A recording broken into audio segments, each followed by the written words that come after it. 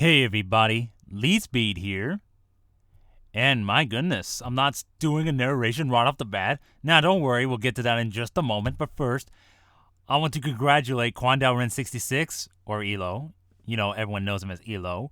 And Rick, or Dangerous36M, for obtaining their YouTube partnership. That's pretty cool, actually. I'll admit, like, I don't know. I mean, I'm not like surprised, but I was just kind of surprised that it didn't come any earlier. I mean, for what you guys do and for the awesome content you brought us, I think you deserved it. A lot. And also, another announcement is that, well, at the time of this personal recording, it is Friday. It is one of my closest friends' birthday, YuseiTheSynchroHero.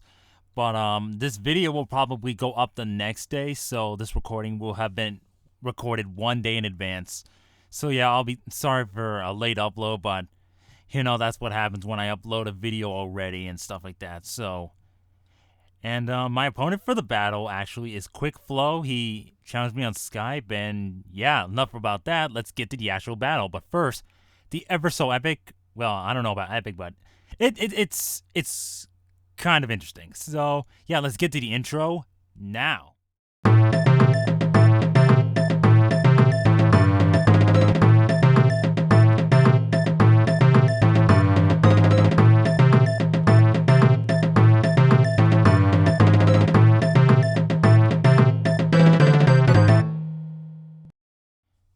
Hey everybody, Lee Speed here, and I'm back with another Generation 5 underused battle. Now, I already covered the stuff in the opening sequence. I was congratulating Elo and Rick for their partnerships. I wish Sight a happy birthday. I'm going to put a lot of emphasis on that, too, that one particularly, because at the time of this recording, it is Sight's birthday. If you do not know, he's actually... Well, you may not know him, but he's definitely one of my closest friends ever. And he's a very cool guy. He's very funny, so you should go say hi, say happy birthday, and all that other stuff like that, so... Yeah. Anyways, it is time to start the battle. It is against Quikflow. He challenged me on Skype, and he felt, I guess he was honored to battle me. And I'm like, dude, I mean, you don't have to feel honored. I mean, I'm just a guy who does narrations and random Wi-Fi battles and some stuff like that. I don't even know, okay? I mean, I never even dreamed that I would be doing this stuff in the first place, because, I mean, I used to do other stuff that were voice-related, but, I never thought of that. Oh, I can finally do what everyone else loves to do, and I do enjoy this a lot, so... Yeah, anyways, my opponent leads with Aerodactyl, and I'm gonna have Wombo Combo, Happy Feet! Okay, yeah, whatever. Empoleon here. I try to go for Stealth Rocks, but he goes for Taunt. I probably should have expected that, but, I don't pay attention sometimes. But anyways, I do take out the Aerodactyl after a Scald and Ice Beam. I went for Ice Beam in case he switched out. And, just to be safe, you should always use the same move. Well, no, you shouldn't, but... sometimes you should switch up moves for the killing move in case they actually switch. But here, I switch out the Celebi to predicting the Grass move or the Focus Blast, if he's going to use either one, but he goes for the Hidden Power Fire or Ice, predicting my Celebi switch-in probably, and that was a very good play on his part, because now I can't use Celebi to do anything, basically, because I don't want to switch out either. And besides, when you look at the rest of his team, Celebi is pretty much useless. I know that's going to be kind of surprising, but you're going to see from the rest of his team that just about everything on his team can wreck it. So, yeah, that's kind of sad that when your Pokemon just is completely useless from the beginning. So, I'm going to bring in Gray! And yeah, this is one of Sight's favorite Pokemon, and he uses one on Pokemon Online named Gray. So, yeah, kind of as an eternal shout-out, I would use, whenever I use Weavile, it's going to be this Weavile right here. So, yeah. Very cool stuff. I went for the Ice Shard, not Pursuit, because I didn't want him predicting Pursuit and staying in, basically. That would have been bad news, and playing it safe would be the better option until later on when I could bring him back in to revenge kill something else. And that is gonna happen later on, you will see, but he takes on Empoleon, who I switched in to be Death Butter because, yeah, there isn't much that he could do anyway. So, seeing Life Orb, I'm not really scared of it being Scarfed or having the Toxic Roost setup. And speaking of sub, I'm going to have Miss Magus go for the sub. You know, I predicted him to switch out, and that's exactly what he does. So, yeah, in comes the Giga Drain. You know, there isn't much else he can do because he can break the sub, but I'm just going to get a free hit off him and then maybe switch out to something else if I don't quite KO. Because I know Sceptile has decent special defense. I know his physical defense is terrible, but, you know, I get a crit here, so that may or may not have mattered. I will not say either because I don't know. I don't feel like calcing it at the moment, so yeah. Anyways, he raises Yanmega. Now, I felt like I had to go for the T-Ball, not the sub, and I kind of made the right move, but it was kind of risky in case he had Protect. Because if he had Protect and I went for sub, then yeah, I would have taken it out either way, because he cannot live a hit unless he got a Sash. Now, seeing that he didn't go for Protect, I'm thinking he was choiced in some way, probably Specs. And that would kind of make sense too, because leading Yanmega with Choice Specs is kind of weird. Especially when you can just bring in something with Rock Slide and just take it out easily, you know?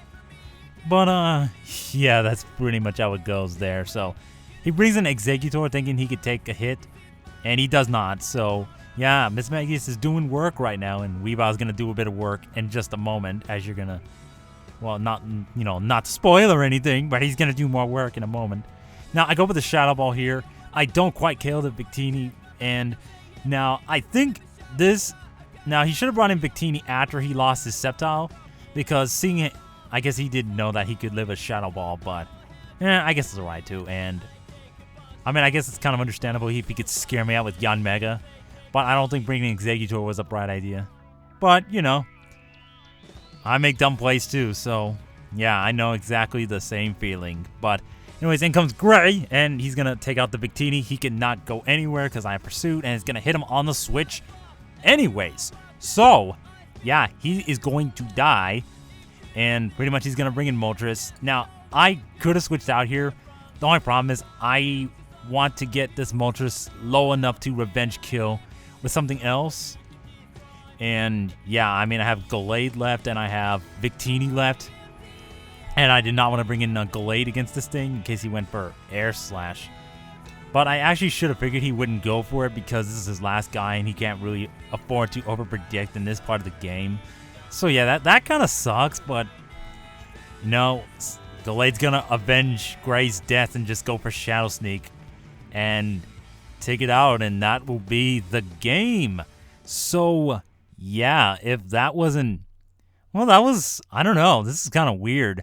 Now, I'm going to say weird mainly because, like, if you look at the team my opponent has, he has Aerodactyl, which is Rock Flying. He has Yanmega, which is Bug Flying. Moltres, which is Fire Flying. Sceptile. Like, he has 2 Fire types, 3 Flying types, 2 Grass types.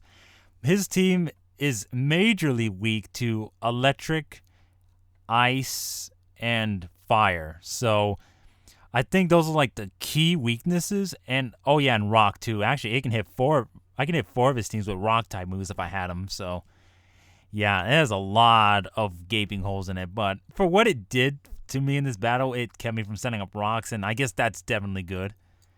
But yeah, I think part of a team, I mean, as random as mine is I try to find type synergy. I try to see, like, I try not to have too many of the same weaknesses unless, like, I can cover them up, basically. And, yeah, I guess that's some advice I can give you.